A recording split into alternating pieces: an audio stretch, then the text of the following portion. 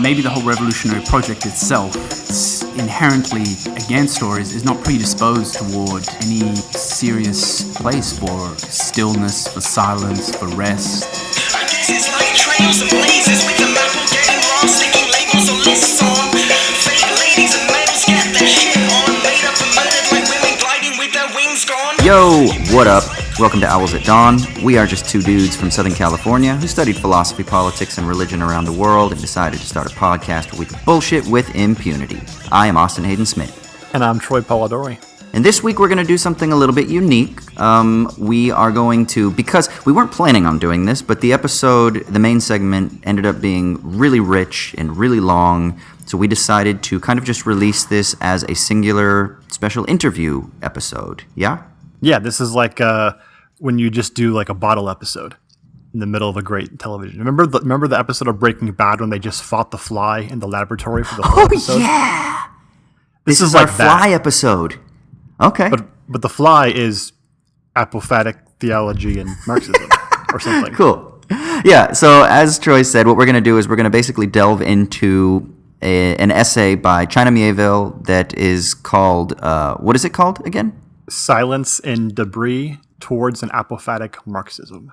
And a colleague of mine here in Sydney named Darius, and I mess up his name in the interview, his last name, I say Ferry, it's Ferry, and he'll explain where that comes from. But he is a scholar of philosophy, literature, etc., and so he's going to help us break down this essay, as well as a lot of related themes pertaining to Marxism, socialism, scientific rationality, revolutionary thought, and the possibility of thinking in genuinely creative, imaginative, transformative, maybe even transcendent or other ways that will get us out of any sort of tendency to reproduce the very systems that we're trying to contest in the first place. So stay tuned for that on the main segment this week. But there will be no shitty minute and no sticky leaves this week. I know if you guys only tune in for ranting and for recommendations, I'm sorry, hit me up on Twitter, hit Troy up on Twitter, email us, subscribe to our newsletter at patreon.com/owlsatdawn, and we'll be able to give you some stuff that way. But definitely stick around because the episode's fire. Yeah, I was going to say real quick, you know what else is transformative and transcendent? Our Patreon. Oh, yeah. So as you were saying, go to patreon.com/owlsatdawn, and there you can support us through various tiers in which you can receive goods such as the monthly newsletter, which we release, and access to the parliamentary book club, or not the book club, the bonus episodes that we do for the parliamentary tier, as well as the Patreon-sponsored episode. We have a poll going right now for a few different patron-sponsored topics, so make sure you get over to there and vote if you're a patron, and if not, then become one, please. Yeah, sounds good. All right, is that all the admin shit out of the way? Yep, let's jump into the main segment, yeah? Sweet.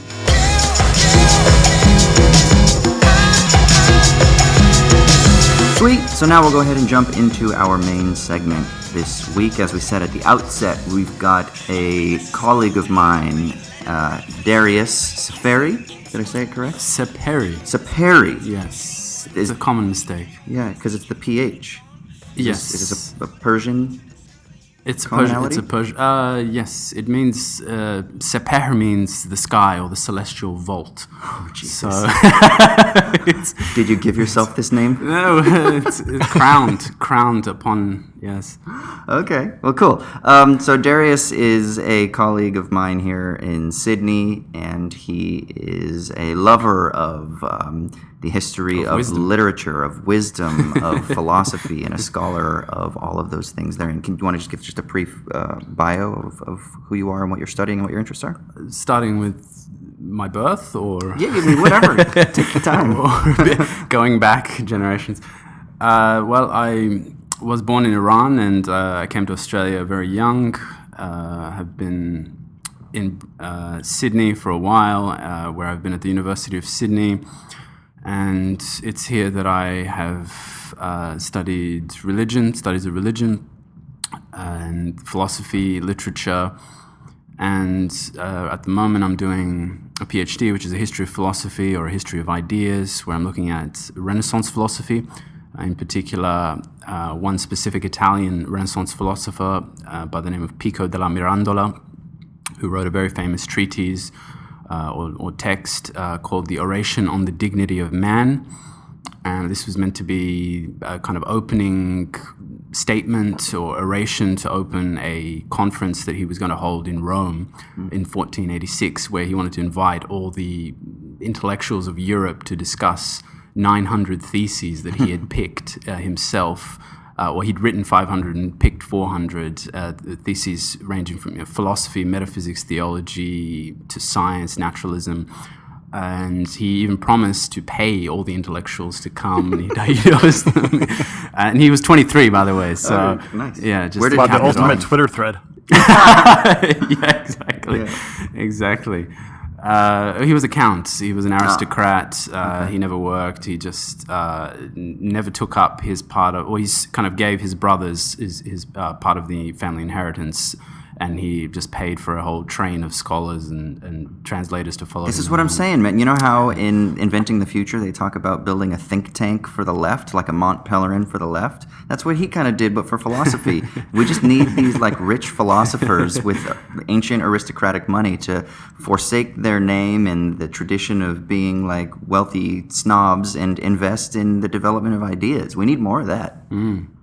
Definitely. But in this case, it's a kind of bad precedent or omen because it never went ahead. The Catholic Church got wind of what he wanted to do, and they looked at some of the theses and they concluded that a number of them were heretical.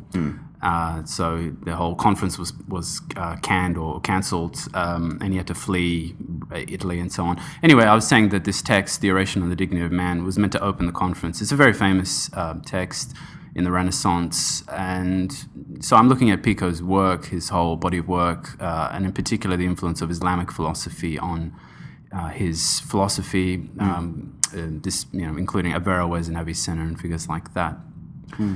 And what would you say your broader interests? I mean, I've mentioned you a couple times on the podcast, so listeners who follow the podcast have already heard your name. Because I've mentioned how you and I get together and often vent frustrations and allow. We have shitty hours, you could say. Yeah, exactly. And so, what would you say beyond your interest in literature and Renaissance philosophy? What are your broader interests and maybe concerns with contemporary culture, the history of ideas, things like that? Because I think that'll serve as an interesting sort of transition into the topic today, actually. Okay.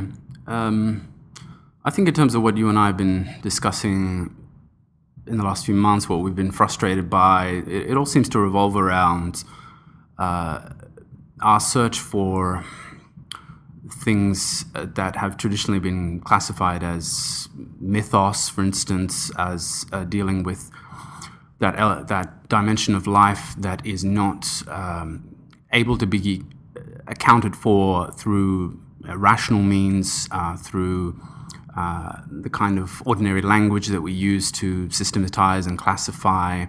I think a sense of enchantment, a notion of wonder, going back to the whole definition, Socrates' definition of philosophy, as beginning with wonder, a stance of wonder, being enraptured or enchanted in some way in the world. These things seem to be either given short shrift or they really have no place. Even in academia, academic philosophy kind of may make gestures toward the history of philosophy and the way that ancient philosophy had a mythic element in it, but I think very quickly you just leave that altogether, and that is part of, I think, a hegemonic kind of singular model of being human that we are being drawn into, where all the other alternatives are being expelled or made invisible, particularly those that are, I think, either they go back to kind of traditional older models of what it is to be human, or they clash in some way with a notion of the human that is beneficial for the current system. A being that produces, that is a kind of output machine. Whereas as soon as you go into the realm of mythos, of enchantment, of wonder, and maybe a being is seeking something that is more than mundane, something that is, if you don't want to say transcendent, then something that is beyond what is here. All of that is problematic because it is not inherently productive. It's disruptive. It's a space where I think there is nothing to be mined or extracted very, very easily at all. Right. In a way, and this I think will serve as a good transition maybe into this essay that is going to kind of frame our discussion that we can work out from there. But it's almost as though your frustration in political terms, we might say, is that there is no capacity for genuine transformative or revolutionary, or sometimes people might say radical thought, because the kind of system in its hegemony, however you say that word, it's that it kind of dictates the small parameters in which we are able to think about politics, culture, society, art, et cetera, et cetera, et cetera.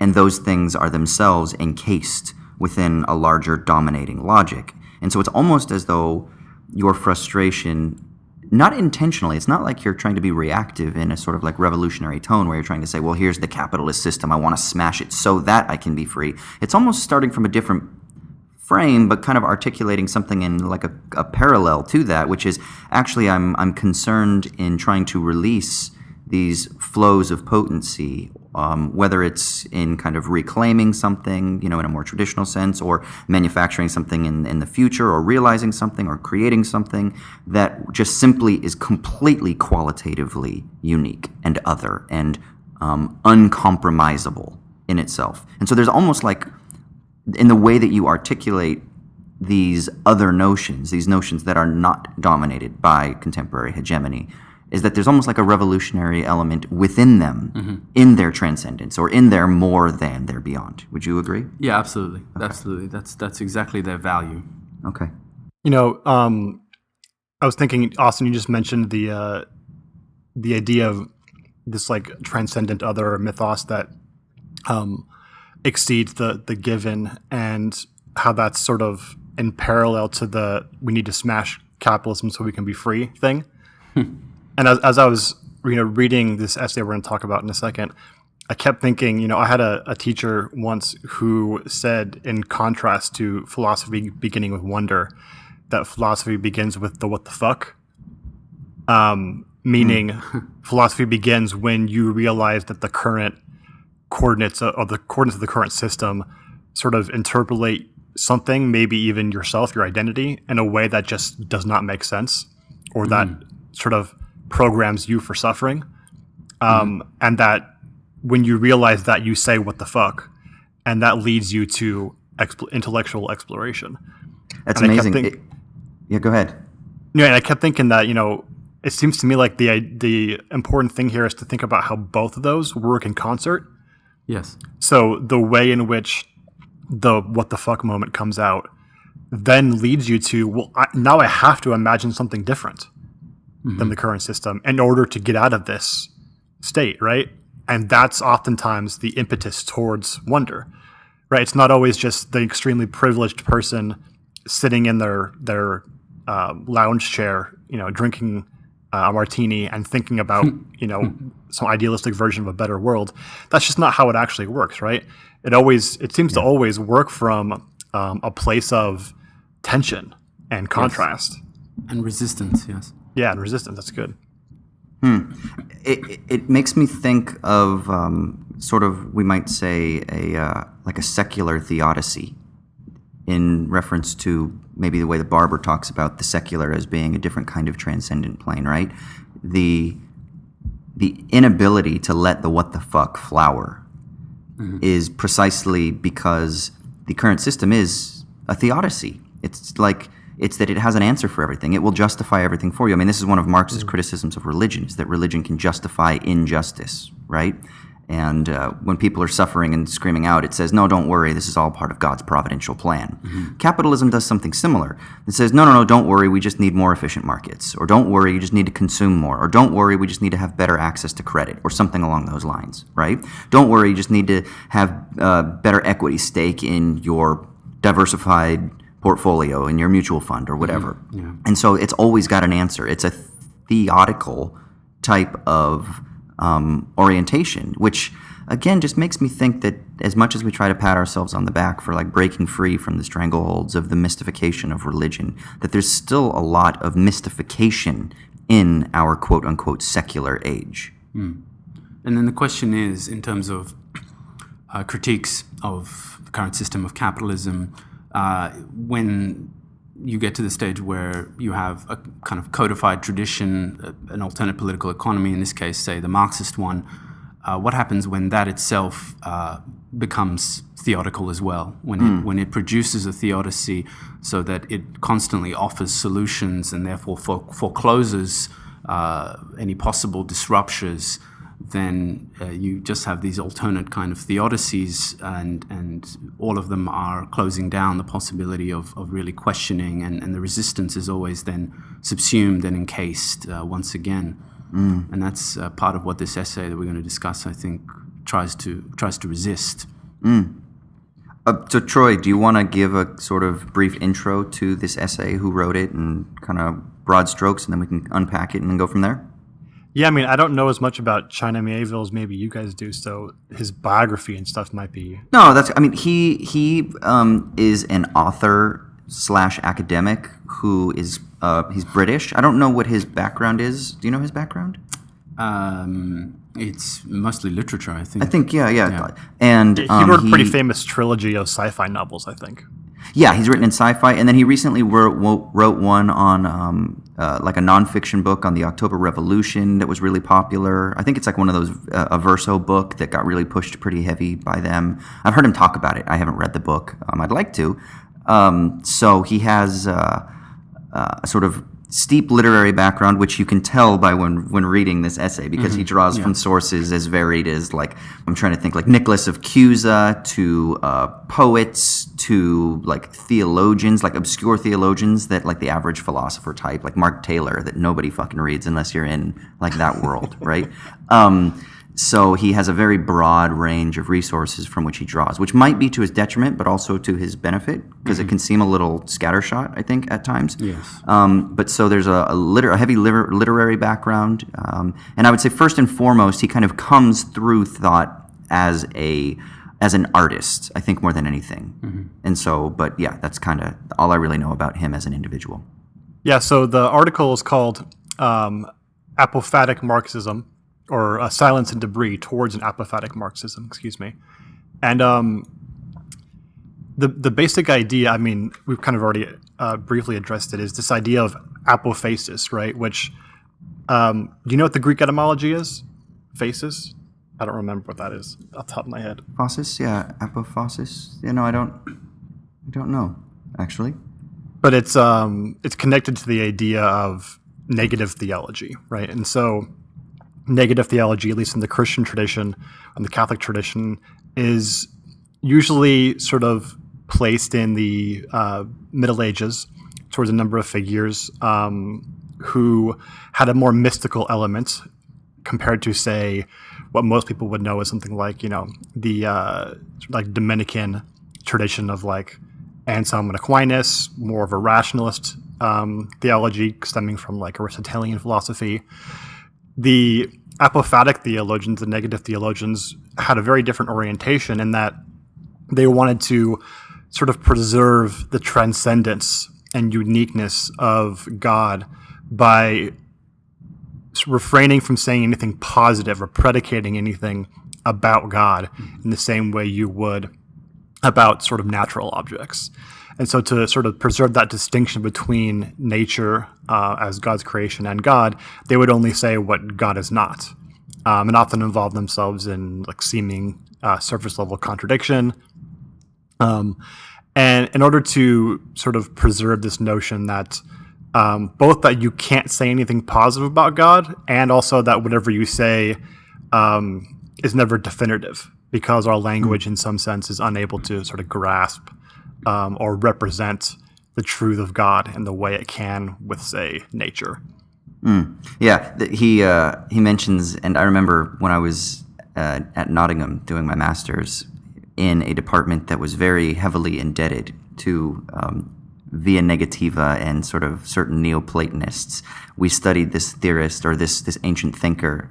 I don't know if you would say ancient, but this Neoplatonic thinker named Pseudo-Dionysius, the Areopagite. And he has this litany of things where he lists basically what God is not. God is not soul, he's not finite, he's not this, he's not that, it's not this, it's not that, it's not this. But it's never like when you read a systematic theology today, or if you go to an average church today, that God is holy, God is great, God is infinite, God is beneficent, right? It's always, God is not beneficent, right? It's always a negation of these words that we generally ascribe to reality. It's an inversion, if you will, of our sort of maybe mundane positive experience of things. And what I thought was interesting is, so Mieville wants to draw on this rich tradition and kind of infuse Marxism with this.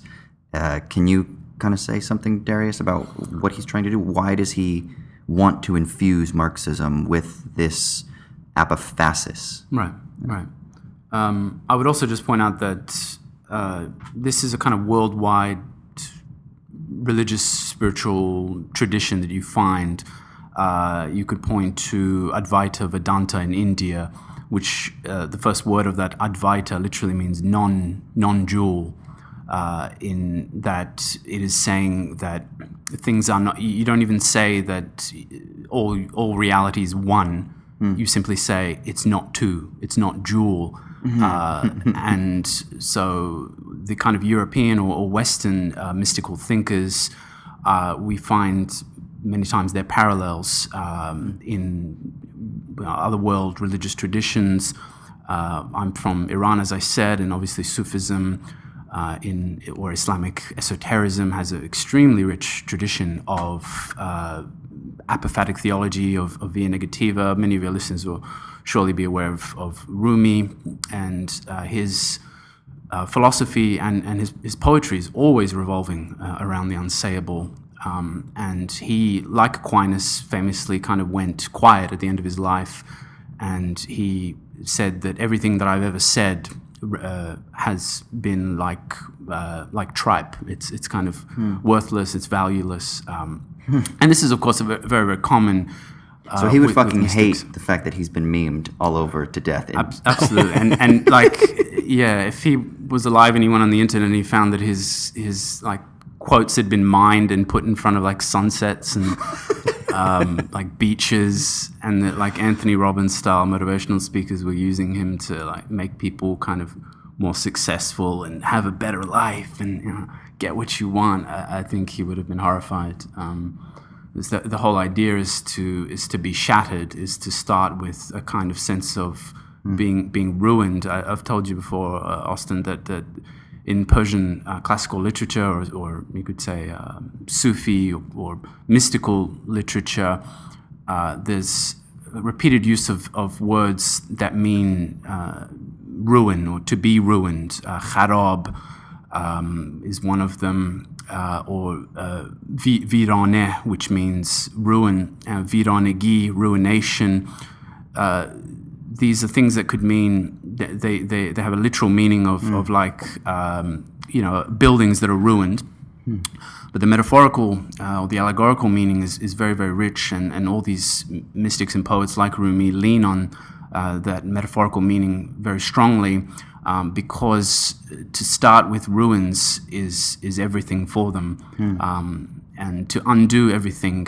And when you look at Rumi's life story, it kind of shows you that he was someone who was very, very prestigious, that he was an Islamic scholar, a teacher, he was a jurist, and he was very established in Konya, which is in Turkey today, to which he and his family fled from Iran or Afghanistan, today's Afghanistan, because of the Mongol threat. And in Konya, he became very, very prominent until he was 40 years old, and this wandering dervish or a kind of mendicant, a spiritual teacher, a holy fool, really. Shams Tabriz comes to the town, and they have this encounter, which is, I think you really should think of it as an event.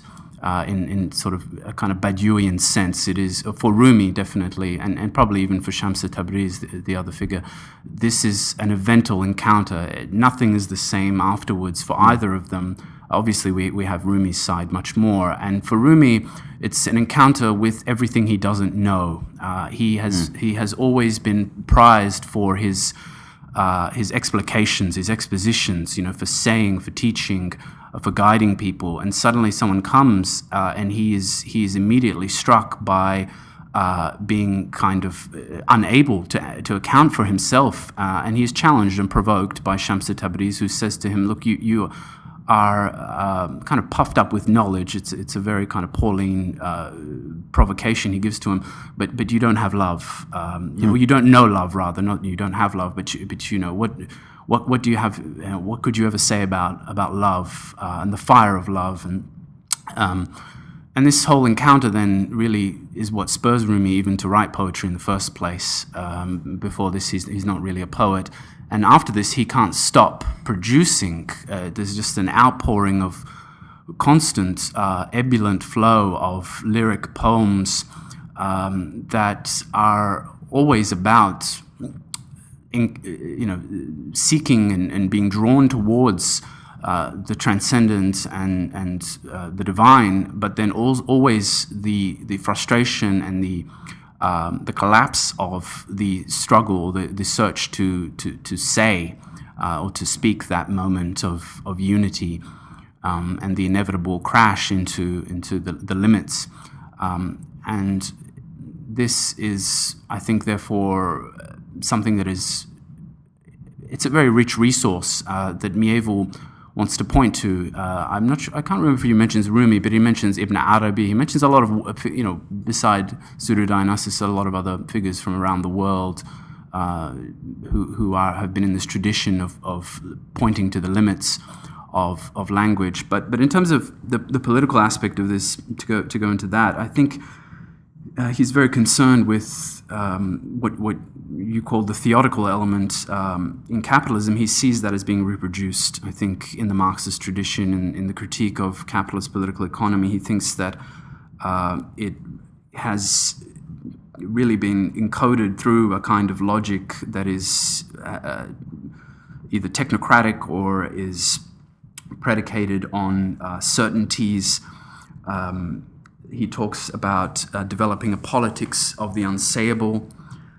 He mentions the need for a critical theory of political intuition, which is a very intriguing statement that I don't think he really develops fully enough. And he poses the possibility of emancipatory action, not from certainty, but from lack. So lack is the engine or the motivating, the provoking factor in this.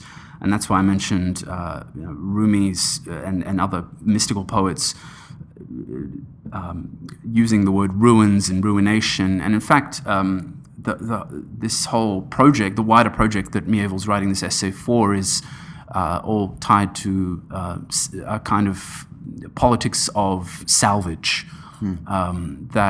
Which is the name of the website that he runs, right? Yes. Yeah. Yes. And even I think Mieville's other work, his writing, which is classified as part of this movement called the New Weird, a lot of it is it's speculative and it's science fiction work that really prioritizes ruination and a sense of beginning from ruins and trying to work from that and to salvage through the ruin, not to begin by kind of complete enclosed systems, but to begin with the kind of either fragmentary kind of response, or even to begin before that with being unable to say anything of apophasis, of not knowing, of not being able to account. And he also talks about, I think, elegy and mourning. So he, as Austin said, relies upon a lot of literary and poetic kind of tropes and language that he's marrying to political economy and to political praxis. And it's very useful, but it also, as you pointed out, Austin, runs up against constant limits, I think, in that he's trying to synthesize philosophy, theology, and also using a lot of concepts and terms that really make more sense in a literary frame or an aesthetic frame. It's a very aesthetic essay and wants to think through the limits of the Marxist tradition by drawing attention to, I think, the need for a richer aesthetics in Marxist political economy. Right, because I mean, he kind of starts with the idea that he uses, was it Fuss and Frim or whatever these, I can't remember the names of the academics, but that they talk about how that the Marxist project is essentially a type of Enlightenment rationalism. And what they mean by that is probably what we would talk about as like some kind of positivism, right? That we need to know more, we need to analyze more, we need to, as certain Marxists today would want to say, we need to have a grasp on the material conditions, right? We need to have a structural and material analysis. And what that means for a certain form of like positivist Marxism, or what we might call a cataphatic Marxism, which is the opposite of apophatic, is that you need to be able to say as much as possible, because that demonstrates that you know more about the world. And if you know more about the world, then you can heighten the contradictions, and then you can motivate the working class to understand their predicament better, which will motivate them to then take over. And so that the more you know, the more class consciousness you have. And Mieville is kind of trying to circumvent that. Troy, I know you read this and you said you have some thoughts. What are your initial thoughts? Well, I have more complex thoughts for later, but I was just thinking as you were talking about that, Austin, that although Mieville comes from a very different point of view, this is pretty similar to this idea of the Marxism stemming from the Radical Enlightenment and being a project about certainty, is really similar to Cohen's obstetric model. Right? And there's a reason why Cohen began the book that we read for our book club talking about epistemic humility. And I think although he's coming from an analytic philosophy background and Mieville's coming from this extremely different background, there's somewhat of a commonality there, right? And seeing that, a leftist project should not make the same form of mistakes or formal mistake that sort of neoliberal capitalism does, and the ideology behind it. And so that means sort of not necessarily giving up on knowledge, obviously, or the project for certainty, but understanding the limits that come with that, and then actually seeing those limits as being like a freeing or a liberating thing. He began this essay talking about this section called Knowing and Its Discontents, and he talks about how like the notion of seeing politics as being about waking people up from their sleep, or the wake up sheeple comment, right? Yeah. That's just incredibly stupid, right? As if you're going to like create epiphanies in people by showing them their, giving them their class consciousness or whatever. And I was thinking, it's so true that one of the most radicalizing features for me growing up was in the 90s in America, Rage Against the Machine were this incredibly formative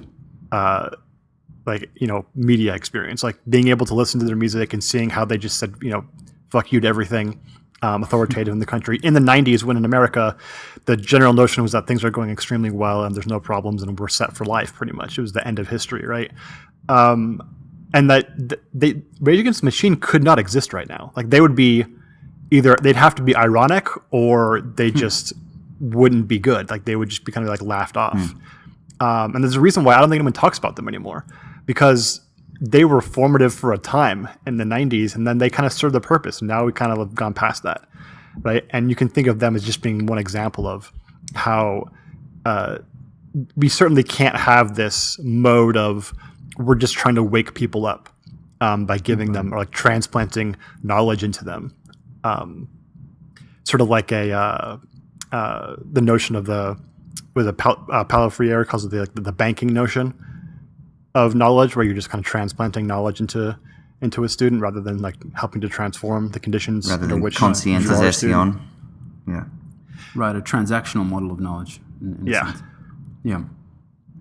It's interesting. It makes me think of the liberal late night or the liberal media's kind of discursive tendency that is all God, about yeah. this. It is. Right? It's about lecturing and hectoring and... Right. Like Bill Maher's whole thing is, you guys are fucking idiots. Don't you fucking get this? You fucking idiots. Yeah. Right? And he... And all the satirists that you're thinking of as well, right? Yeah, like the Seth Meyers and the Noahs and the fucking Colberts and... Yes. Again, it's the same Yeah. sort of thing. Like, don't you guys get it? You idiots. Sure. It's But then obvious. the It's clear. Sure.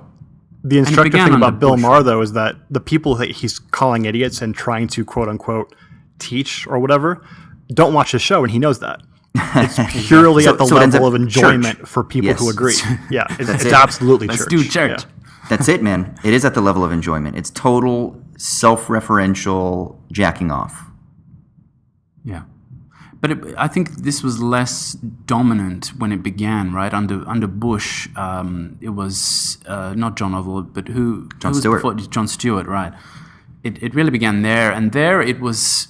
I think it was a little bit more humble, the whole kind of satirical takedown, whereas now it has reached a kind of it's so predominant as it has become a response, whereas I don't think it began as a serious like political response. It was just purely humor, satire, and it was really a kind of anarchic in a sense. But now that it's become a model, it just points to another way that is. For many of us, I think it's clear that it's a failure.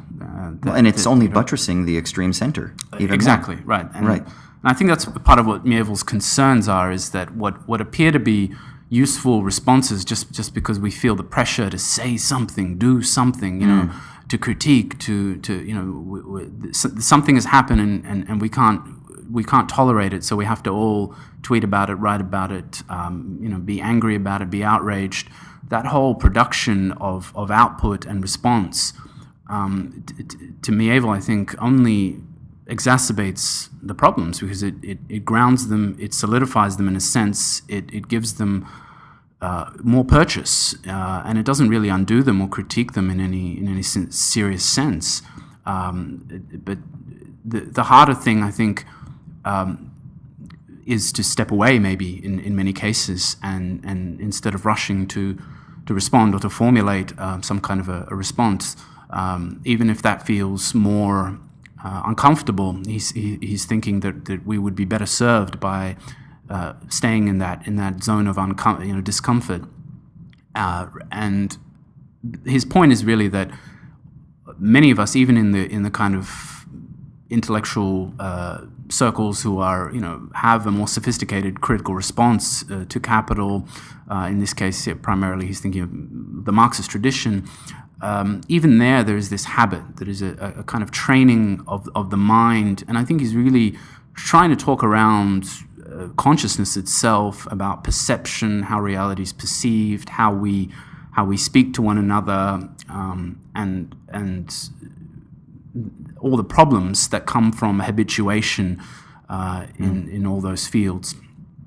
Yeah, I was going to say, he says something about how communism is unsayable, capitalism is unspeakable. Right. And what he means by that is that communism is this thing that is beyond. It is, maybe somehow attests to the negative, the via negativa, right? Or that which is not incorporable into definitive language. But then he says, but also capitalism is unspeakable, and he means the horrors, and that those horrors lead to lamentation, to lament, to this outrage. People say that it was an unspeakable horror, it's an unspeakable tragedy. I don't have words for this. I oftentimes feel compelled sometimes when a friend is venting something to me about a frustration or a traumatic event, I say, listen, I know words are insufficient right now. And because there is this sense in which, what the fuck can I say to make you feel better? And a lot of times we feel a pressure maybe to always try to put a Band-Aid on something with words. But Mieville wants to say that there is no Band-Aid for the horrors of capitalism. It is beyond that. But then at the same time, you can't just simply offer up a panacea. There is no big Band-Aid, and so therefore we need to have some other mode. And something that Troy said a minute ago that I thought was really interesting is this alternative mode that would allow us to deal with, cope, work through, struggle against the unspeakable horrors of capitalism is, for Mieville, not something that is just different in terms of content, like we just need more information. It's the opposite of that. It isn't the probabilistic model. It isn't the positivist model. It isn't the scientific model. It is something else, formally speaking. And Troy, you mentioned that a minute ago. Can you talk a little bit about how there's like that formal difference that is ultimately driving his concerns here, and maybe even the formal difference that is driving like Cohen's frustrations with Marxism? Yeah, I think that the general idea that I was doing connecting Cohen's critical project is that, his critical project is one of reconstruction, right? Deconstruction and reconstruction in the same spirit as Marx, but doing it in, he called it the no bullshit Marxism. And Cohen says that? Yeah. Oh, I like that. and I think sometimes that gets misconstrued as like let's do Marxism but not use technical language, which is just not accurate. Right. Make it digestible for 5-year-olds. Let's not use abstractions. That kind yeah, of it's thing? not that. It's like Harry Frankfurt wrote the On Bullshit book, which is basically just like technical language. When I use it, it's good, and when other people use it, it's bad because I don't want to have to learn it. It's not that. It's more of a it's about being precise, one, but also about sort of incorporating what we know about from other disciplines about ourselves into our theory, and most principle of which is this kind of epistemic humility, right? That we understand from everything from the hard sciences to psychology and social science. And I think the interesting thing here and this is really a question that I have for both of you guys, and especially Darius with your history and this stuff. There's one point when Mieville quotes, I forget the name of the physicist, but the quote is, "We live on an island surrounded by a sea of ignorance. As our island of knowledge grows, so does the shore of our ignorance." And I've never heard that before, but I loved it. And it just makes me think of, this is a guiding principle that I think that all forms of knowledge have to grasp, especially the dispersed kinds of knowledge domains that exist today that are almost isolated from one another. They can get this sense of, well, if I can just sort of figure out my one narrow knowledge domain and exhaust it, then I've gained all the knowledge. And that's just so incredibly ridiculous given the fact that all different domains of knowledge interconnect. This is a different kind of God of the gaps argument, right? It's like, well, we don't have the argument yet, but we just need more information. Exactly. And that gap that is in our knowledge right now, don't worry, physics will fill that in, because physics has the tools via the scientific method. So therefore the gap is the scientific method that is the guarantee that one day we will be able to have a theory of everything. However, the more that scientists fucking study quantum physics, the more that they work, the weirder it gets. The more they're like, how do we reconcile that with Newtonian physics, which works at the macro level? So it's like that age-old thing, the more I know, the less I know. I was talking about this with a friend last night, actually, on my way home, and she was like, "Oh, how's your project going?" and stuff like that. And I was like, "Oh, it's great." I was like, "But, I just feel like I'm getting further and further into a sea of nothingness." And she's like, "I know that." And I was like, it's almost like you walk through a door, and then as you walk through that door, you get introduced to 1,000 other doors that you didn't know existed. And then you walk through one of those and 1,000 other doors. And then you think, okay, well, that's okay. I can just go back through the door that I just came in, or that I just walked through, and then I can just go in through another door and I can experience those. And you think that those doors stay, but they don't stay because they've moved. So you go back through the door and you're like, wait, this is a different door. But it's like, no, this is the same door. It's just now the door has changed in the other direction as well. And there's this constant disruption and uncertainty. And I, too, was really drawn to that metaphor, Troy. So sorry, I cut you off. Keep going. Here's the thing, though. There's two different interpretations of this sort of discovery about human knowledge. One is, and I think I personally like this one better, is that everything is in principle knowable. But at the same time, the more you know, it widens the gap of the things you don't know necessarily. such that you will never have exhaustive knowledge. And in fact, you will only ever have more that you don't know. So you can imagine that like you're trying to make a map of all of the universe, of all of space, right? Mm-hmm. But space is also expanding faster than the speed of light, faster than you can possibly travel. Yeah. So the more you explore, actually, the more is left unexplored. Even though in principle, you could eventually explore everything and map it, right? So, and that, that kind of notion goes all the way back to, the founder of the Enlightenment, Kant, said basically the same thing. He called the effect of, or what can happen when you realize this fact, misology, or the hatred of reason. You might realize that the more you know, the more you don't know, and then begin to hate reason and hate knowledge. But that you shouldn't, right? This should actually end up being a good thing, because it means the more you can never exhaust knowledge. That never has to be a thing that's finished. Or it could be, the other interpretation is a sort of giving up on the idea, as if knowledge isn't really worth it, isn't really worth the trouble, since it's only ever going to increase the aggregate of things that we don't know. And I feel a little bit less drawn towards that. And I know that the via negativa stuff can kind of go in both directions. Sometimes I hear people talking about it, and it's more like, no, it's all about the sort of the increase of knowledge and the fact that knowledge never is static, and it's always constantly transforming and changing, and you can always keep saying things and keep knowing things. But then other people get at it sometimes, like, no, it's mostly about the mystical stuff, which is kind of rejecting the idea of knowledge. And I wonder which of those does Mieville seem to be going towards? Because it seems like it's going in both directions at certain points.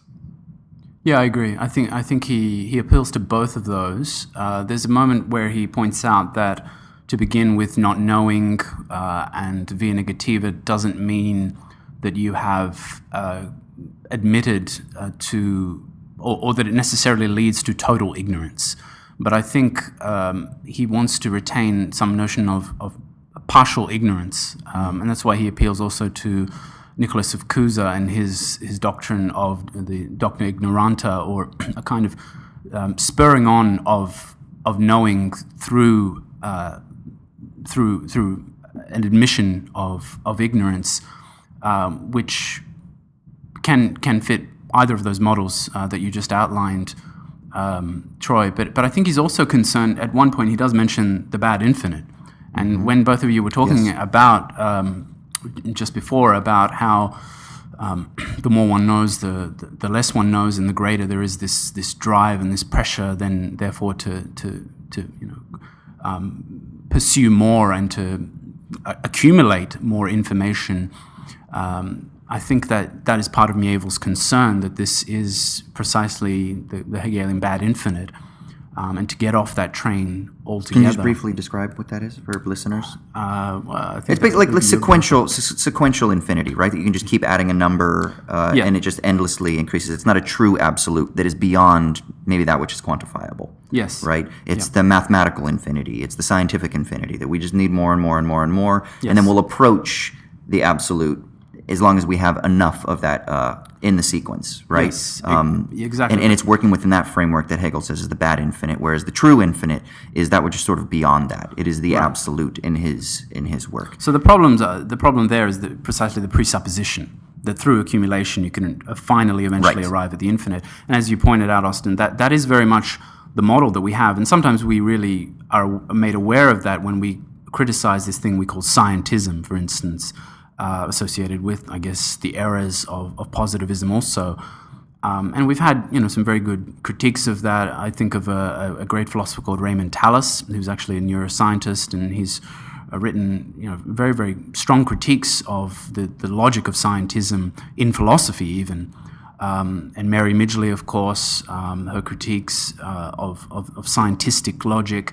But I'm thinking back, there was a great book written in the early 90s called The Cult of Information by Theodore Roszak, which isn't talked about very much anymore, but it came at a very important juncture.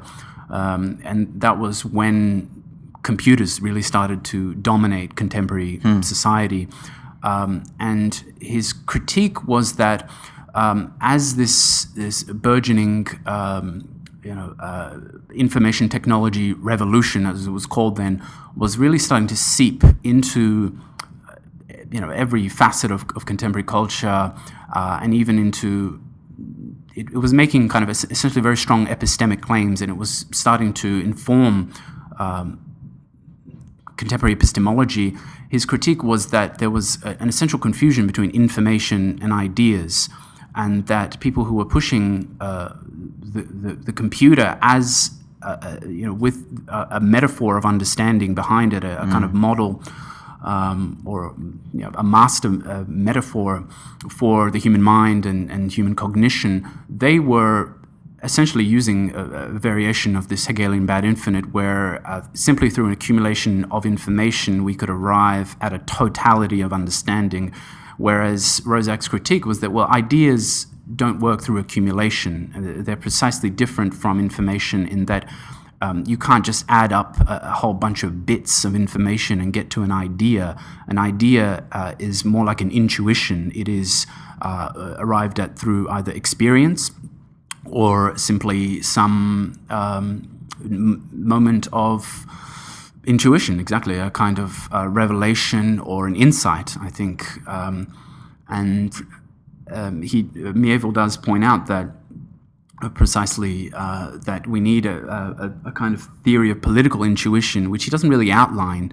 I was wondering if you guys, if that struck you, or what he might have meant by that. I mean, what does it mean to incorporate intuition into political praxis? Yeah. Because that's exactly what I think a lot of people in political activism, left circles, Marxism, what they would kind of scoff at or be uncomfortable with, the notion that intuition, or this is kind of back to a kind of religious language that many people makes many people uncomfortable, I think. Well, we were talking before we started recording that Bertrand Russell criticizes Henri Bergson for Bergson's use of intuition as opposed to this type of calculable scientific positivism that was kind of prominent at the end of the 1800s, early 1900s, that he's kind of critical of. And he says, no, there's a different rigorous type of experience that we can have that he frames as intuition, which is, I guess, a term that his students recommended to him. It wasn't, he kind of chose it arbitrarily. But what he meant more than anything is that you can have a rigorous analysis of internal experience. Right. And that is different than just, oh, it's just a feeling, or it's just affect, or it's just this willy-nilly emotive experience that I have, and I'm just going to go with what I'm feeling. It's more than that. It's pre-phenomenological, so it's pre-Husserl, yeah. But it's a rigorous investigation into the insights that you have. You get somebody else, I think it's Samuel Alexander, who was a British idealist who talks about empiricism isn't just simply observing things in the external world, but you can also have an empirical approach to concepts, which is what he says philosophy is. Mm-hmm. So it's an empirical investigation of concepts for Alexander. And so there's something in that I think Mieville's trying to get at. And I wanna defer to Troy on this because I'm curious what his thoughts are. But real quick, I did want to say that I think it's important also, in Darius, where literally, we were just talking about this like last night or yesterday, whatever it was, about how I think one of the frustrations to try to avoid that Mieville is trying to circumvent by advocating for a political intuitionism is this tendency of allowing, let's say, capitalism or political economy to set the terrain by which alternative or revolutionary thought distances itself. Because no matter how hard you struggle against that framework, in your struggling against it, ironically, you're informing it, you're infusing it, you're inflecting into it, and you're actually giving it more power. Mm-hmm. And I talked about it in reference to my book that's coming out, which will kind of deal with this in the logic of Sartre's practico-inert, but also, let's say, the injunction of the superego, which is the more innocent you are, the guiltier you are. Or the way I would like to frame it, the more piety you infuse to something, the more power it gains. It's like a smoke plume over a fire. And even if you're fighting against that fire, unless you're actually quashing that fire, or maybe starting a fire in a completely different realm or whatever, you're still feeding that fire. You're still putting ash, or not ash, you're still putting like timber onto that fire, Right, of course. right? And so the question is, how can you avoid that? And that's where the formal difference is. And I think for him, political intuition is that alternative that doesn't just simply allow the playing field and the parameters to be established by the hegemonic logic, which I think he would criticize the positivist critique of political economy as doing, is that it just feeds into that formal tendency. And so then socialism will only ever be winning small battles as it's distancing itself in sort of putting a shiny gloss on the horrors of the system that really set the rules of the game. So, but Troy, I was going to let you kind of talk, sorry. Yeah, I think an important point to make, at least historically, is that, and I don't know exactly what Russell meant or what exactly his argument was in critiquing Bergson, but intuitionism for analytic philosophers is, oftentimes kind of a negative buzzword, right? Or like an insult. And it comes from the idea that, intuitionism was usually used in, I think, just two major fields, psychology and ethics.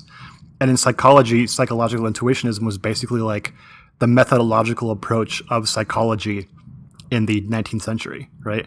And that's basically like, let's look inside and analyze what I'm thinking and then just assume everyone else does the same thing or has the same formal mode of thought and experience, which of course was very, very unscientific and was rejected in favor of the more scientific model of psychology we have today.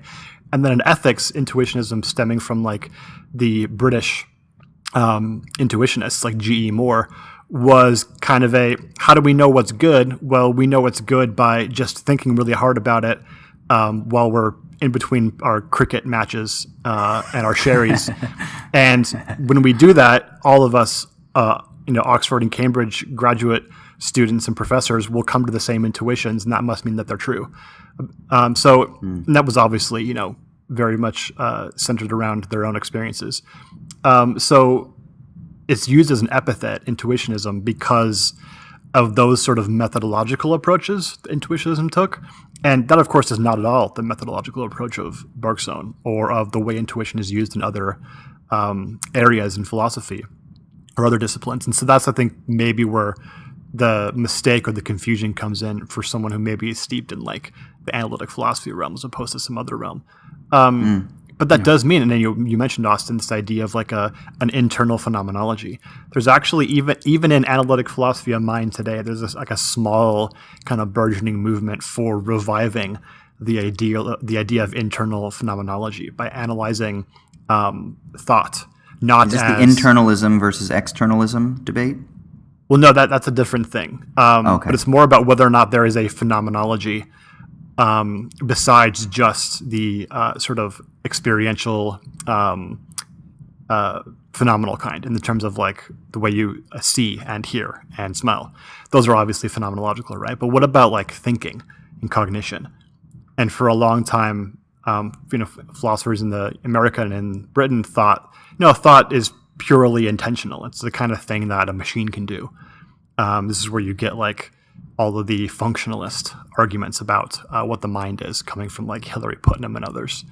And pan-computationalism, isn't that what it's called? Yeah, computational theory of mind and stuff like that. And that's all kind of gone by the wayside in the last couple of decades. And there's an even burgeoning movement there for thinking about the phenomenology of thought.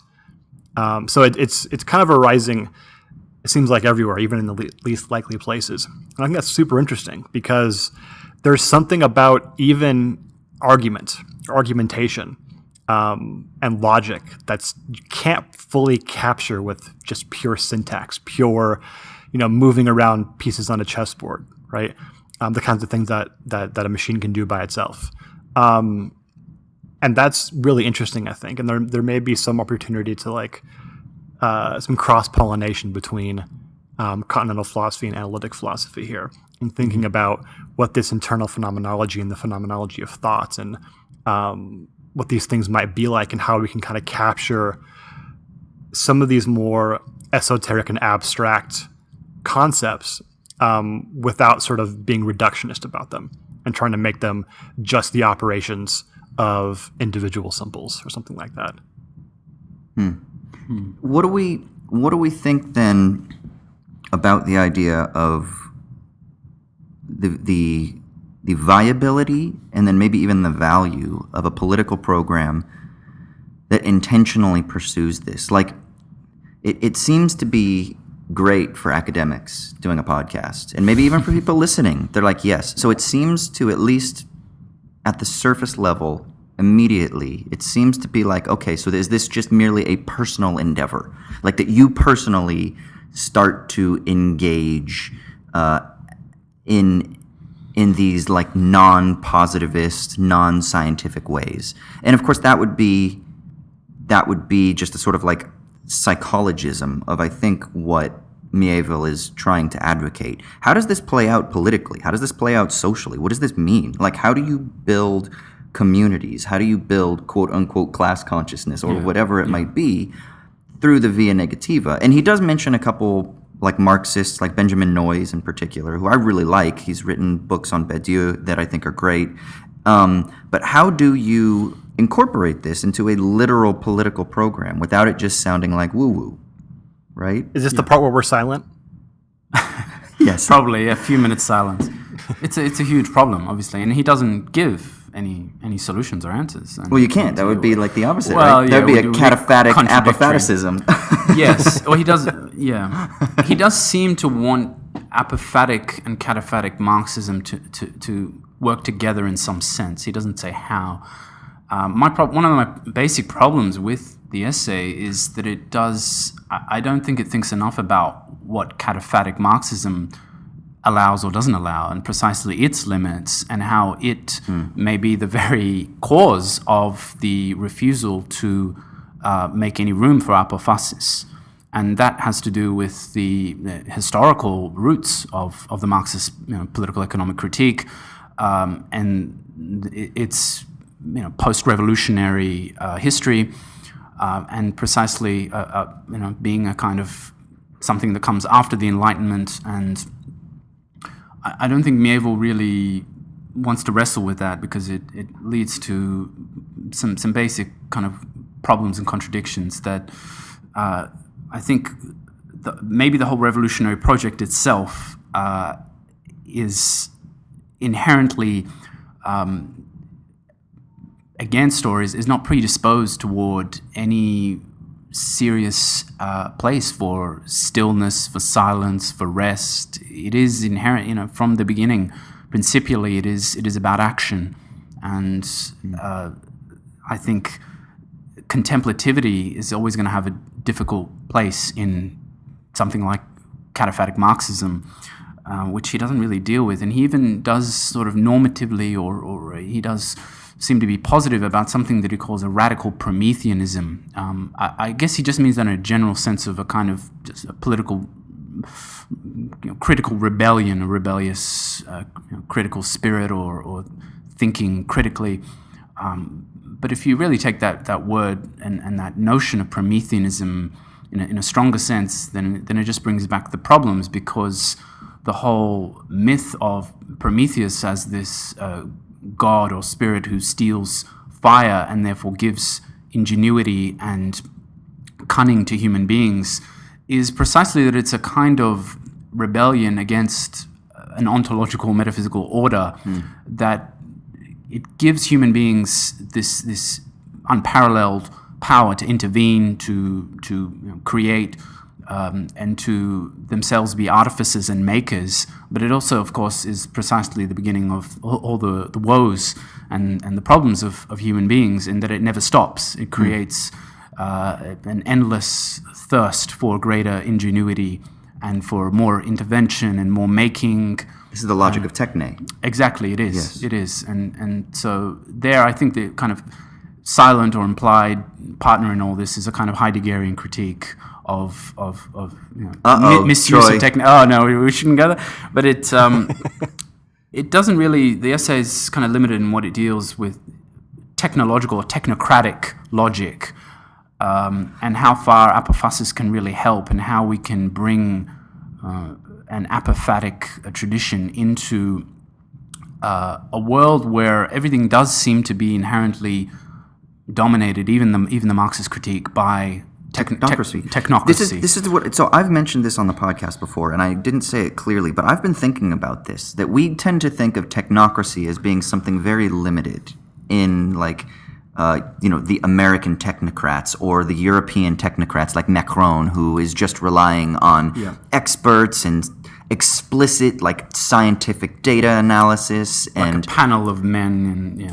like that it's using like social choice and public choice theory, and that's technocracy. That technocracy is like means testing, and technocracy is like getting everybody in a room and asking them what they want and then going out and implementing it. But no, that we need to broaden our understanding of technocracy as being something that is guided by this logic of techne per se, as kind of what you've talked about. Yeah, a machinery of formal solution making, right? The production of formal structural kind of solutions and answers to problems. Which in the process engineers society, which in the process transforms society in its own image. It makes it a technical society, an instrumental society. Exactly. Right. That is always endlessly self-reproducing in its own image. It goes to that superego injunction again. The more innocent you are, the guiltier you are. The more you live according to this logic, the bigger its potency and its scope for the limits and the demands that it imposes upon you, which means that it requires more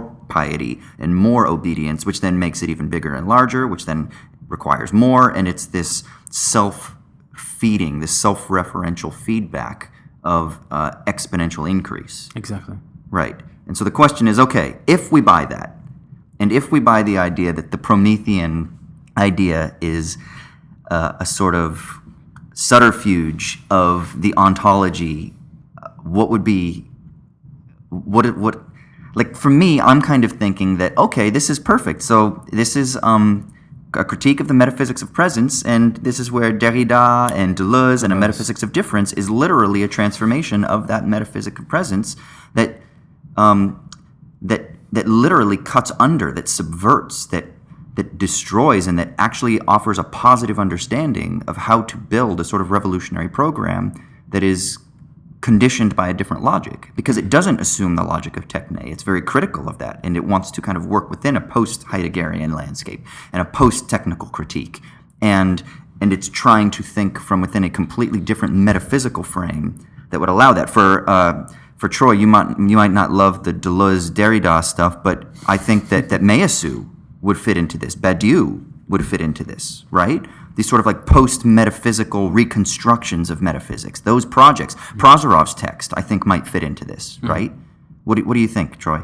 Yeah, I think that the way you kind of encapsulate the idea of technocracy is not simply being about like means end reasoning being elevated in our like political logic, but a bigger view of like this self-referential recreation of the status quo, or a system that can only spit itself out again.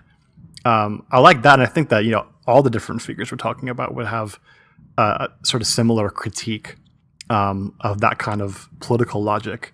I wonder though, Darius, you were mentioning that you don't think that either sort of the capitalist mode that we're talking about, or even the post-revolutionary mode of thought, has room for contemplation. And I was really curious to know, why do you think that is? I certainly understand why the capitalist mode of logic doesn't have room for contemplation, right? Because it's not productive. I mentioned that earlier. But why is it that you think that even the post-revolutionary model of thought doesn't have room for contemplation? Yeah, that's a great question. It's obviously harder to find, but I think it may very well be in a principial or a first presupposition that is already locked into itself a kind of a mode of production. In this case, the production of revolutionary action, for instance. And it's harder to see because it isn't structured by a kind of logic of value extraction, perhaps in the post-revolutionary tradition. But I think it comes precisely as a pressure to act and to accelerate, perhaps, the conflict, class conflict, in order to bring about the moment of revolutionary action, for instance.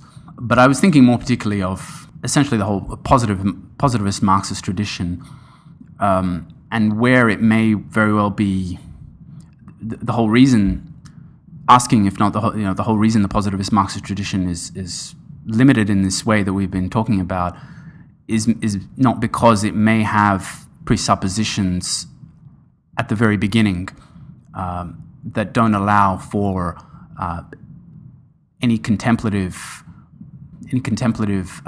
richness in contemplativity itself. It's interesting. Baudrillard, I think, makes a similar criticism in Mirror of Production, that he says that Marxism is basically the obverse of political economy, that the critique of political economy is basically the obverse of political economy. And I think this ties into what I was saying earlier about even if you're trying to distance yourself from the target, in your distancing yourself, in that kind of dialectical negation, there can be a tendency to reproduce the very foundation of that target by which you're trying to distance yourself.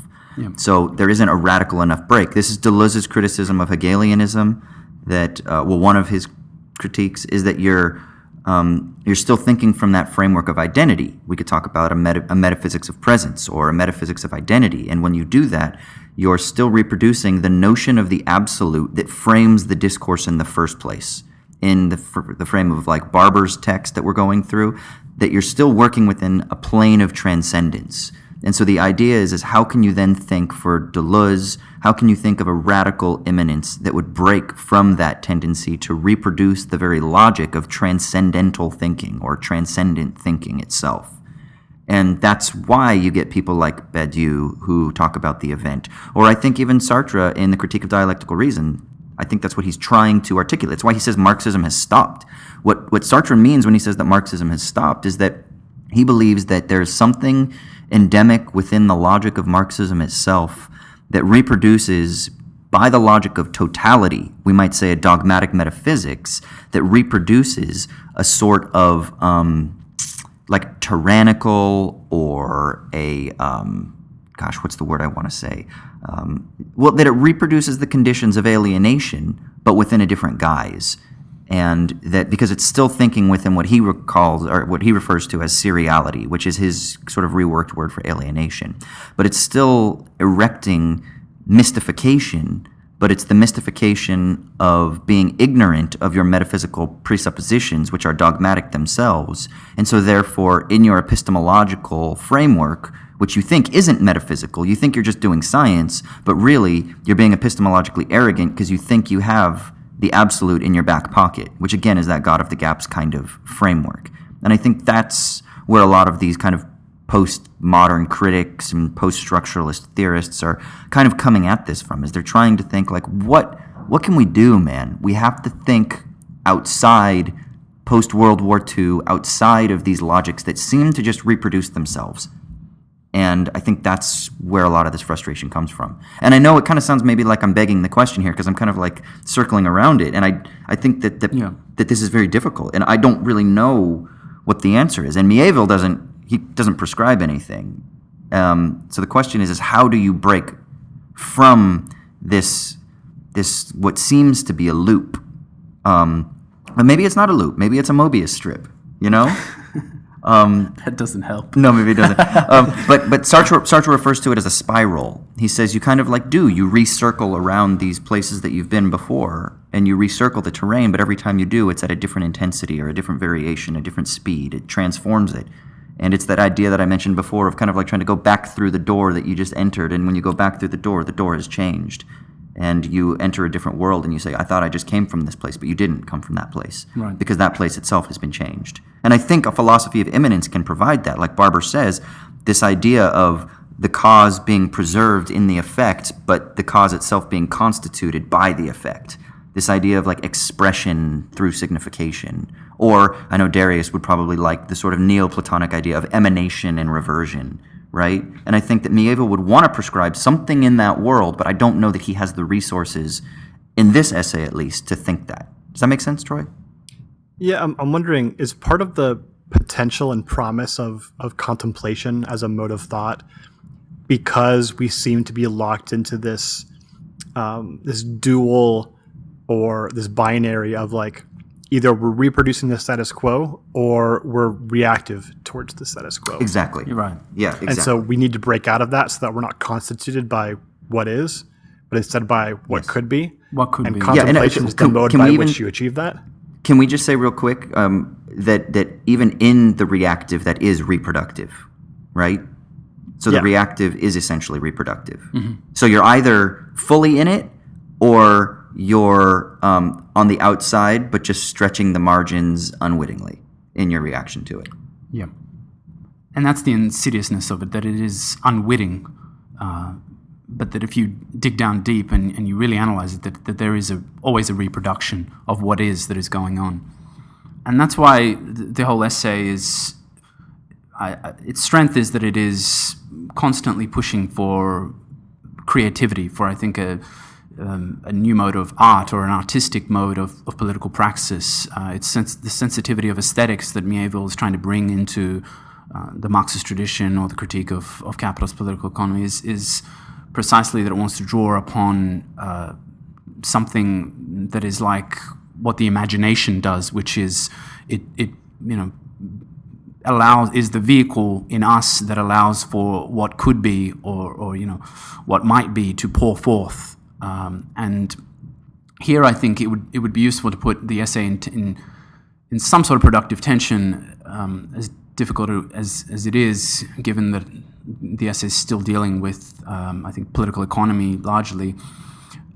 You could put it in productive tension with ideas from aesthetics. For instance, the famous phrase of Keats of negative capability, which is a mode by which poets, artists, writers create precisely when they stop trying to formulate solutions and answers for problems that they see in the world, or it's a creative alternative or analogy to the Doctrina Ignoranta of Nicholas of Cusa.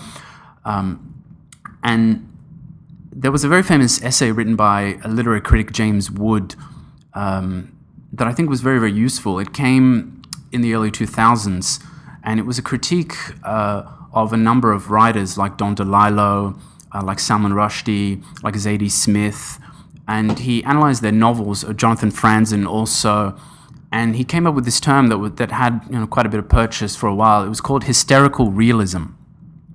And he claimed that these novels were very much all spurred into action by society itself, by societal problems, by exteriorized ways of seeing, and that the flatness that came from these novels, a kind of sense of exhaustion, of tiredness, and was precisely in that there was never any disruptive moments in them because they were so busy trying to provide solutions and try to encapsulate kind of the totality of society. He says, I've got here the quote, it's very, very interesting. He says that he's talking about the contemporary novels of ideas like Don DeLillo's Underworld. He says the big contemporary novel is a perpetual motion machine that appears to have been embarrassed into velocity. It seems to want to abolish stillness, as if ashamed of silence. Inseparable from this culture of permanent storytelling is the pursuit of vitality at all costs. Indeed, vitality is storytelling as far as these books are concerned. So I think what he's saying there is that there's really now a plethora of books that are never really able to begin from a contemplative mode or from some moment of true rupture. They simply take the world as it is, and then they endlessly refer to it and expand it, and simply by this outpouring of energy, it is believed that this is all that creativity is. And he's pointing to, I think, a problem in contemporary aesthetics that hasn't really been worked through. And I thought that was a useful point of contact for Mieville's essay, and that precisely what's missing in all of this is a real encounter with otherness, with something that's radically outside of what already exists and what is. Yeah, I'm just trying to Google. I can't remember the name of the book, but there is an author who talks about the sort of the mechanism, the mechanicism, the mechanistic nature of sort of Marxist thinking. And he looks at, if you look at the 19th century, a lot of burgeoning ideas about the human are enamored with the notion of mechanics, right? And so there's a mechanistic nature to Marx's conception of the human. And that might be part of the reason why there is this, what you in the quote, you said something, there's like about, read the quote again? By James Wood. Yeah, what was the? He says that the contemporary novel is a perpetual motion machine. And you were talking about this idea of how it is maybe that the revolutionary moment still operates according to a similar logic of production. And is it this perpetual motion machine that that what he identifies in literature, maybe we could say still kind of, or is also present in the sort of progressive or revolutionary logic itself, that things are moving, they're moving forward, there is this constant perpetual motion, that humans are mechanistic entities like clocks. Exactly, or, and that we're locked into it. And that, machines. Yeah, that there is no other way for us to be, because history, reality is a perpetual motion machine, and we ourselves are machines in some sense that simply act, and we can't but be this way. Whereas I think we might really need to get out of that whole frame entirely and see what it is that maybe cultures and societies and traditions in a pre-revolutionary history have how they have thought and what their metaphors have been. And certainly you really don't find the kind of mechanistic logic at all, I think. And somehow the metaphor of mechanism has come in the post-revolutionary moment to dominate not only epistemology, but I think even culture, aesthetics, and then even now political praxis. This is the problem, that even political social responses are completely locked into a presupposition about the human being that sees us as some kind of a machine, that we, and this just forecloses the possibility of rupture through creation and imagination, because we're not accessing it. I mean, it's there. I guess you have to just grant that we are creative beings. So I think what Mieville doesn't really explicitly say is that we need to posit alternative presuppositions about the human being, and either he's wary of doing that, or maybe he's just his more literary concerns don't really push through with what is really a metaphysical postulation, that the human being is not only not a machine, but that we are inherently gifted with creative and imaginative possibilities that are not only for making art and cultural products, but that we need to draw upon all the time, every day, in political and social relations. And even in a mode of critique, a political economic critique, we still have to be beginning from a notion of the human being as endlessly creatively fertile, rather than simply as a being whose limits are foreclosed. And I think part of the problem I see with Marxism and the contemporary left is that they, and a lot of people I've talked to, academics here in political economy, are kind of aware of this, is that there is either a wariness or an inability or unwillingness to offer forth alternative notions of the human subject. Yes. They're seen as too normative, and you don't really need them anyway for the whole project of the Marxist political economic critique. It is a materialist methodology, and it's very successful in its methodology. And there's, I think, for its adherents, some of our friends here, there's no reason to tinker with that, and there's this sense of wrong turnings by incorporating theory when you get too abstract, sort of recent turns such as the turn to financialization. For instance, we have friends here, Austin, that critique that because they're worried about the loss of the power of the materialist methodology of Marxism. And that's fine, but it really doesn't it becomes a problem when you get to praxis, because when there is no rich and necessarily normative notion of the human subject, then you're impoverished, I think, practically to really pour forth what could be and what is not. Yeah. Hallelujah. Yeah, amen to that. What was the phrase in the quote? Embarrassed to velocity? Yeah, embarrassed into velocity. I really like that. Yeah. It's velocity, yeah. Pressure to communicate, a pressure for acceleration that comes from some embarrassment, some sense that... There's a social guilt. Exactly. I gotta have something to say, yeah, and a lot of it. Yeah, It reminds me, that's a perfect description of like every TV prestige drama today, basically. They're all just kind of recapitulating the Franzen, Delillo type embarrassment into velocity. God, that's so interesting. I mean, we were just talking about that with regards to a lot of contemporary literature yesterday. You were talking about some of your frustrations when you go to these events. That is that kind of related to it? That this embarrassment to velocity, this kind of social pressure to conform to, again, what I would say are like the parameters of the dominant logic, or like it's almost like the rules of the game, and you have to play by those rules. And if you're not playing by those rules, well, fuck you. Yeah, exactly. I was talking about the Writers' Festival we have here in Sydney, which is getting bigger and bigger, and how its aesthetics, I think, are very, very limited by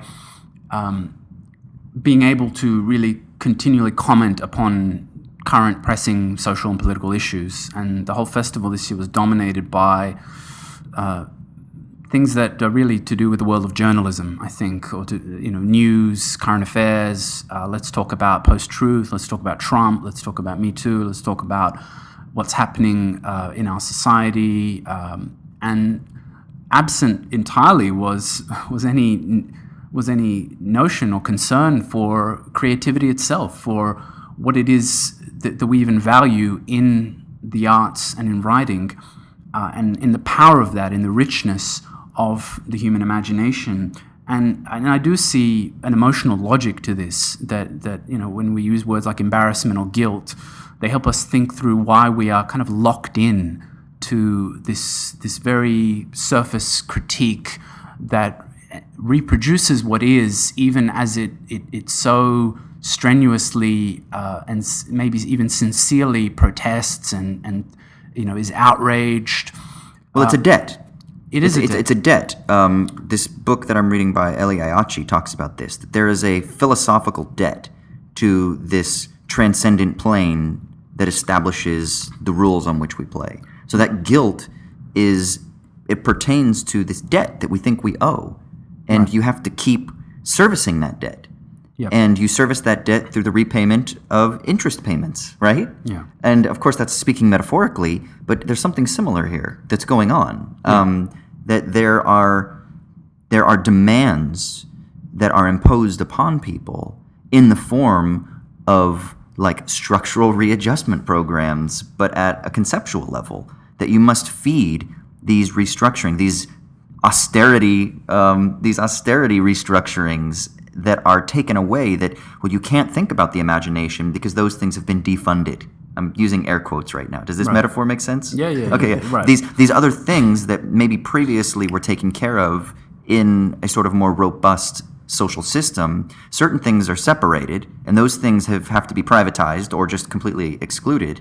And nevertheless, you have to service your debts to these larger dominant ideologies perpetually, and you think that you're repaying your debt, but you're not. You're just it's in the realm of finance, they refer to it as venture financing, where a company, let's say in the northern hemisphere, gives loans to a country in the southern hemisphere, and then in order to survive, and then offers the products for their very survival by their company. So they give you the loan to basically finance you to buy their own product, right? So it's this leeching relationship that only deepens and strengthens the uneven development and the dependency between the developed and the developing, right? And I think there's a similar logic here, that there is this debt that you must perpetually repay, and the more you repay it, the guiltier you are. Yeah. The more you repay it, the more the infrastructural embeddedness becomes. And I think there's something similar, but at a sort of literary conceptual level with what you're talking about. Yeah, exactly. That's to put it in, I guess, a kind of economic logic, but which, as you know, kind of can be considered from a psychoanalytic point of view, the psychoanalytic analysis of debt and debtor relations. From a more, I guess, also in the realm of psychology and psychoanalysis, you could think of it as a kind of neurotic obsession, I suppose, in the classic Oedipal mode. Something that you are locked into pre-rationally, instead of just breaking, or even a proper, you could say, a proper hatred of the status quo. Many of the critical modes are really neurotically obsessed with it, and therefore reproduce it instead of really truly breaking and rupturing. It's also a theological logic, right? Yeah, exactly. God demands some sort of fealty from you because he gave you the gift of the very existence by which you're able to have that status in the first place, right? Mm-hmm. Yeah, so it's the same logic, and it goes all the way back to like the Anselmian forensic model of sin and guilt. Yeah. Well, I mean, we've gone really long. This has been fucking amazing, though. I love this shit. This is my sticky leaves. But Troy, I know I have been quite loquacious on my end, so I'll give you the last word. What are your final thoughts? That's nothing new, dude. I know. It's like I say, man. I talk to think. I don't mean to be a fucking chin wagger, but in my talking, that's how I formulate my thoughts. I can see the steam rising above his head as he's. Is my brain throbbing? Do you see the veins like an erect penis? Oh. My head is bigger and veins are popping out and it's throbbing because the blood is rushing to it. I'm mentally erect. All right, Troy, I'll give you the final thoughts on this one. What do you think about the essay, the prescription, or the lack of prescription? What are you feeling here? I don't know, man. I'm kind of shocked by this whole throbbing penis metaphor. I don't know how to think about anything now. Yeah, I know. Yeah, go ahead. Yeah, I really appreciate this discussion. Obviously, Darius, thank you so much for coming on and talking about this stuff. I would love to have you on again to talk a little bit more about sort of the history of the medieval thought and that you've studied and worked on. Obviously, know a little bit about medieval Christian theology, and as Austin does from our background in theology, but the stuff from Persian literature and theology and history is obviously very alien to us, and so it would be super fun to talk just in a totally geeky, contemporary way about that stuff at some point. Sure, that'd be great. Yeah, I feel like that would get Darius's brain erection to trigger. Yeah, I wouldn't use that metaphor, but yeah, we've had that last 5 minutes trying to convince you to stop talking about that, Austin. Okay, well, cool. Well, let's go ahead and wrap it up there. I mean, I'll just say, I think one of the biggest things, so I've recommended that a couple of friends read this essay. I recommended it to Darius, I recommended it to Troy, I recommended it to my friend Alex. One of the common responses that I got was, who's this essay for? Right, that's a good question, yeah. That was the immediate thing that I think, Darius, you asked me, and then actually my friend Alex, and it wasn't in coordination, he asked me as well, who's this for? Yeah. And I feel like who it's for most, that it fits most perfectly are for people like Troy and myself, and maybe even for someone like you, Darius, even though you're less disaffected than I think Troy and I are, but people who are disaffected Christians disaffected Western Christians, people who had a commitment to transcendence and then who now they find themselves through that. They find themselves in the political throngs of Marxism or anarchism or some form of anti-capitalism. Right. But yet they haven't really let go of their need for the beyond. Sure. And that there's a stirring within that isn't satisfied in a lot of contemporary political discussions. Whereas I think if you're like a you grew up in a secular environment, you never went to church and stuff like that, you might read this and be like, it just doesn't quite vibe with me. I still think that he would want you to take something from this, but I don't know if it'll resonate with you as immediately as it would for someone like myself. You're absolutely right, yeah. And what I said to you, I think, as soon as I read it, was that my worry was that it would precisely, more or less only speak to people who have some connection with, who have a theological background or who have some commitment, a kind of psycho-emotional commitment to some of the language he's using. Right.